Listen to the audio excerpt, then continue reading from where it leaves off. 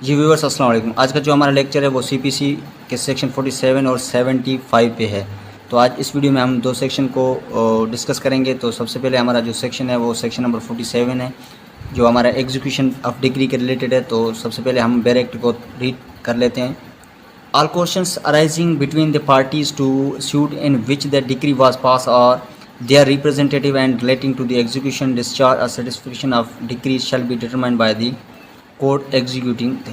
जो डिस्चार्ज और certification of degree और एग्जीक्यूशन ऑफ डिग्री के रिलेटेड जो भी क्वेश्चंस अराइज होंगे उसे एग्जीक्यूटिव कोर्ट डिटरमाइन करेंगी। उसके बाद दूसरी पॉइंट है नॉट बाय सेपरेट सूट। तो इसमें हम अपने एग्जीक्यूशन ऑफ डिग्री के लिए हम सिर्फ एप्लीकेशन कोर्ट में देंगे, उसी एप्लीकेशन पे ही एग्जीक्यूशन ऑफ डिग्री होगी।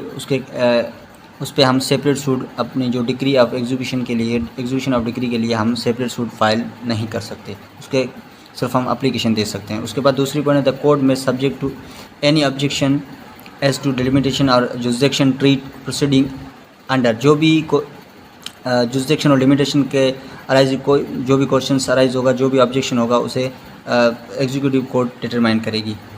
उसके बाद court can pass order payment of any additional fees. अगर एडिशनल फ़ीस की ज़रूरी है, अगर कोर्ट को लगता है एडिशनल फ़ीस चाहिए उसी एग्जीक्यूशन ऑफ डिग्री के लिए, तो वो भी उसका भी आर्डर पास कर सकती है एडिशनल फ़ीस का।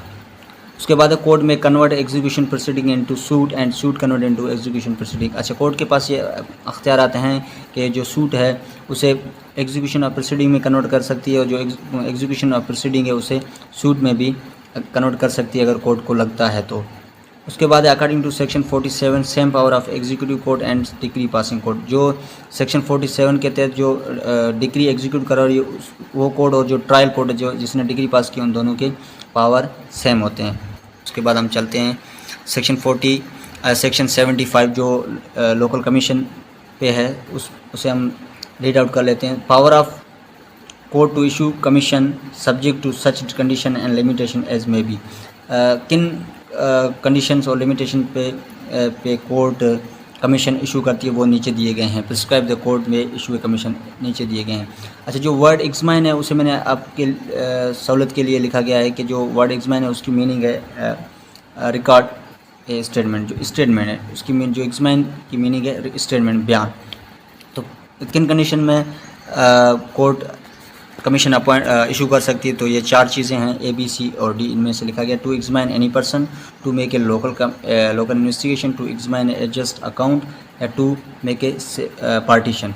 तो ये चार चीज़ें इन पे कोर्ट कमीशन इशू कर सकती है। जो to examine any person means ऐसा कोई आदमी जो मान लिए कि कोई पर्दानशीन औरत हो या फिर बीमार आदमी हो, पर्सन हो या कोर्ट में आ नहीं सकता, तो उसका बयान लेने के लिए कोर्ट कमीशन इशू कर सकती है। To make a local investigation, किसी भी इन्वेस्टिगेशन की ज़रूरत हो, अगर कोर्ट में ज़रूरत है कि किसी ऐसा मुकदमा है जिस पे इन्वेस्टिगेशन करने की ज़रूरत है, तो कोर्ट कमीशन इशू कर सकती है। टू एग्जामाइन और जस्ट अकाउंट, और किसी भी कंपनी है जो बड़ी बड़ी कंपनियां होती है उसका रिकॉर्ड के लेने के लिए कोर्ट कमीशन अपॉइंट करती है, क्योंकि कोर्ट खुद तो नहीं जा सकती, इसलिए कोर्ट कमीशन अपॉइंट करती है। टू मेक ए पार्टीशन, किसी भी कोई भी मुकदमा पार्टीशन पे चल रहा है तो उसी पार्टीशन पे उसका रिकॉर्ड लेने के लिए, उसको देखने के लिए जाके कि किसका राइट है किसका नहीं, उसके लिए भी कोर्ट इशू कर सकती है कमीशन को। तो ये था आज का हमारा लेक्चर। अगर आपको अच्छा लगा तो वीडियो को लाइक और चैनल को लाजमी से सब्सक्राइब करें,